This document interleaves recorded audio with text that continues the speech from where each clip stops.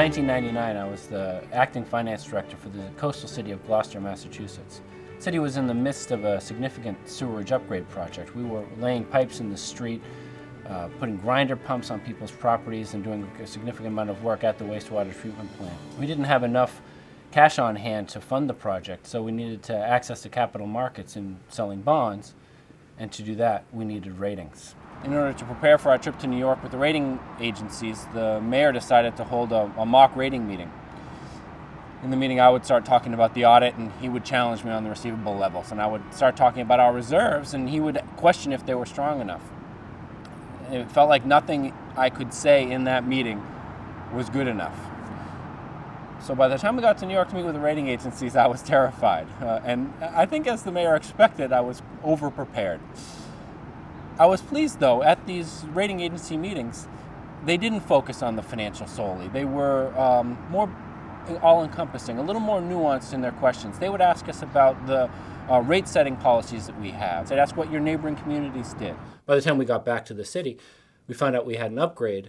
We had a very successful bond sale, and currently the wastewater treatment plant is operating at the improved levels. A few months after our visit to the rating agencies, I received a call from the Standard & Poor's Boston office head. He said there was a rating analyst position open in Boston. I was wondering if I was interested. I wasn't. I told him, maybe in the future that's something that could be of interest to me, but currently I was really enjoying the work I was doing in Gloucester. A few more months went by, though, and the mayor who had appointed me decided not to run again for re-election. So with that political uncertainty, I called Standard & Poor's back to see if that job was still open.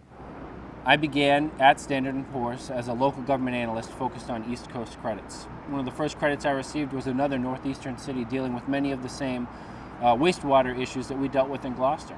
Their project, though, was a little larger in scale. It was federally mandated. They were having problems where excess rainwater was polluting the local bay, so much so that with the prior summer periods, they had some fish kill events. So in order to prevent that from occurring again, they had designed a considerable rework at the wastewater plant, but also needed to construct a 5-mile tunnel under the city to capture the rainwater as it fell, so it couldn't get into the bay. This is a major project, multiple phased, and so we could get down there annually over a 5-year period. Most of the meetings were just in the boardroom, and we'd talk about the finances and operations. One trip, though, they actually took us down in the tunnel. As we got there was a small yellow cage that we got in. It was hoisted by a crane, dropped us over a shaft 300 feet down, and we're in a cave where they're drilling this tunnel.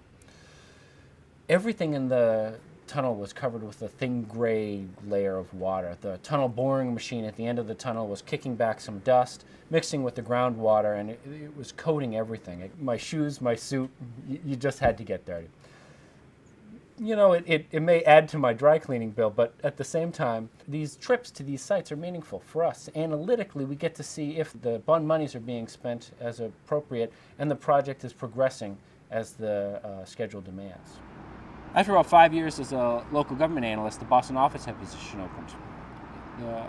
The office head doesn't directly work with the clients when you're rating the bonds. The responsibility for the office head is more broad-ranging. You get a sense of the deep regional economy, and New England has a great economy. It's peppered with hospitals and universities, housing authorities, and corporations that work together. Each have capital needs, each of them driving the economy forward. Any of these discussions I had, the solutions very often came back to the financing, and that financing very often needed to go back to the capital markets, and thus very often needed to go back to ratings.